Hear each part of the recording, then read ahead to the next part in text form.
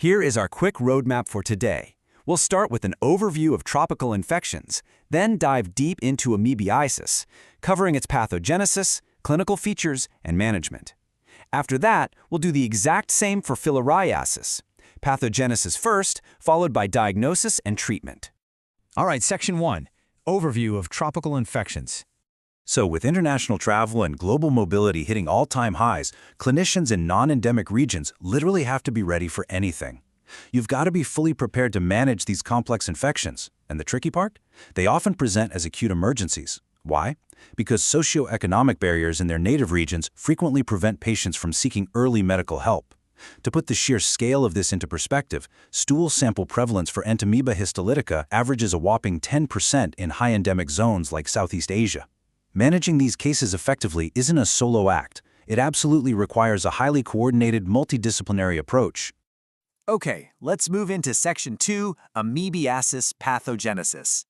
It all starts, as you might guess, via the fecal-oral route. Ingested cysts hatch right there in the small bowel, releasing trophozoites.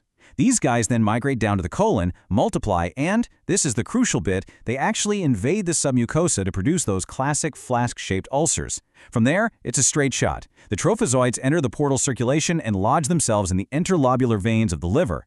They multiply right there in the portal triads, churning out proteolytic enzymes that cause focal infarction of hepatocytes, which ultimately leads to liquefactive necrosis. Now, notice the overwhelming 80% preference for the right lobe of the liver. You might be wondering, why does that happen? Well, it all comes down to hemodynamics. Blood flowing from the superior mesenteric vein takes a much straighter path through the portal vein directly into that larger right lobe. These abscesses typically position themselves high up on the diaphragmatic surface, which, as we'll see in a minute, directly triggers some very specific pulmonary symptoms. Just for completeness, the left lobe gets hit about 10% of the time, and multiple abscesses account for the remaining 10%. If you ever end up performing a diagnostic aspiration of this abscess, you're going to encounter a classic super high-yield diagnostic marker. The cavity is filled with an odorless, chocolate-colored fluid that famously resembles anchovy sauce. It's definitely pretty gross, but absolutely crucial for diagnosis. Just keep in mind, this fluid is essentially necrotic liver tissue and blood, and it's actually completely sterile unless a secondary bacterial infection sneaks in. If that happens, well, you'll know immediately because it'll introduce a terrible foul odor. Now, we definitely need to distinguish a full-blown abscess from the broader term amoebic hepatitis. This term specifically defines the macroscopic features of hepatic involvement before any visible macroscopic cavity actually forms. But here's the catch. Despite that structural difference on imaging, the medical management for amoebic hepatitis is absolutely identical to how you'd treat a macroscopic abscess. Moving right along to Section 3, Amoebiasis Clinical Features. Your typical patient profile here is usually a young adult male from an endemic area. He'll come in experiencing an insidious onset of really non-specific symptoms. We're talking fever, night sweats, maybe some weight loss. But pay close attention to the specific symptoms. You're looking for right upper quadrant pain, accompanied by referred right shoulder tip pain. Remember how that abscess sits high on the right lobe? It physically irritates the diaphragm, which causes that referred phrenic pain to the shoulder, not to mention hiccups and a non-productive cough. On physical exam, the patient is going to look toxic and will almost certainly present with marked, very tender hepatomegaly. During the intestinal phase, chronic infection can actually produce this granular mass called an amoeboma, usually hanging out in the cecum.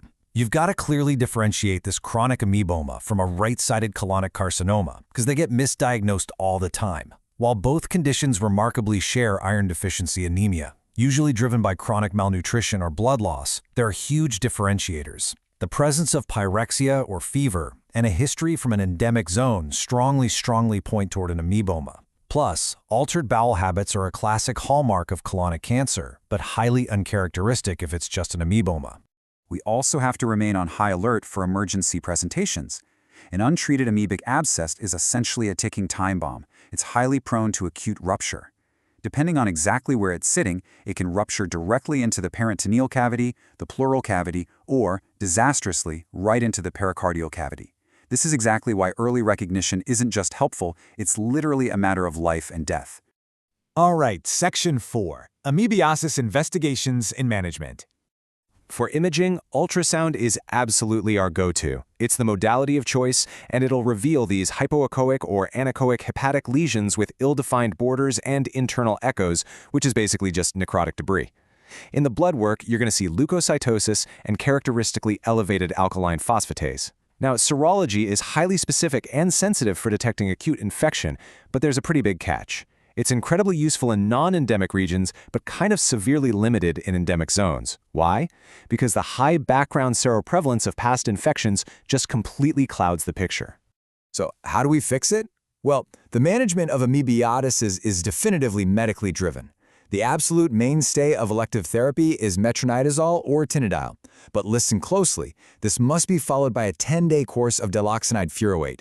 You can't skip that step because diloxanide furoate is a luminal amoebicide, and it's completely necessary to wipe out the remaining intestinal amoeba that the systemic metronidazole totally misses. We only reserve catheter drainage for left lobe abscesses since they have a scary propensity to breach the pericardium, or if a patient just fails to respond to meds within 48 to 72 hours. And strict surgical interventions like a subtotal colectomy, we save those purely for catastrophic complications like toxic megacolon. Okay, shifting gears now. Section 5, Filariasis pathogenesis. 120 million. That staggering number represents the individuals worldwide actively suffering from filariasis right now. It's predominantly caused by the mosquito-borne parasite Wuchereria bancrofti, and the global burden is concentrated heavily in places like India, China, and Indonesia. According to the WHO, this disease is no joke. It ranks second only to leprosy as a primary cause of long-term permanent disability. Let's track exactly how this parasite sets up shop. First, mosquitoes inoculate mature eggs straight into the human bloodstream.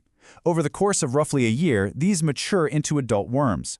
And these adult worms selectively and completely devastatingly colonize the lymphatic system. Over several years, recurrent acute insults and lymphangitis cause progressive structural fibrosis and lymphatic stasis. The end result? Massive, incredibly debilitating edema.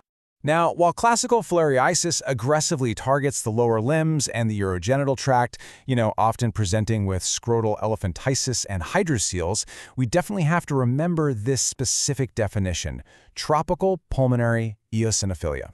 This is a distinct respiratory variant of the disease. It presents primarily with mild respiratory symptoms, most notably a really persistent dry cough. Bringing it home with Section 6, Filariasis diagnosis and treatment.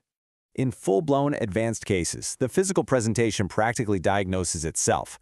You're going to see marked skin thickening that looks exactly like peau d'orange, that orange peel skin texture. You'll see massive limb edema, and potentially even chyluria, which is milky urine caused by the rupture of renal lymphatics. For lab confirmation, you'll want to look for peripheral blood eosinophilia. But the absolute gold standard diagnostic step? That's demonstrating immature microfilaria in a peripheral blood smear.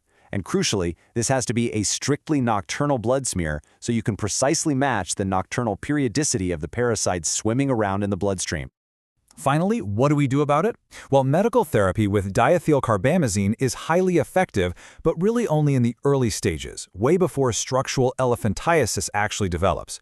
For that early limb swelling, physical therapy using intermittent pneumatic compression offers some really good volume reduction.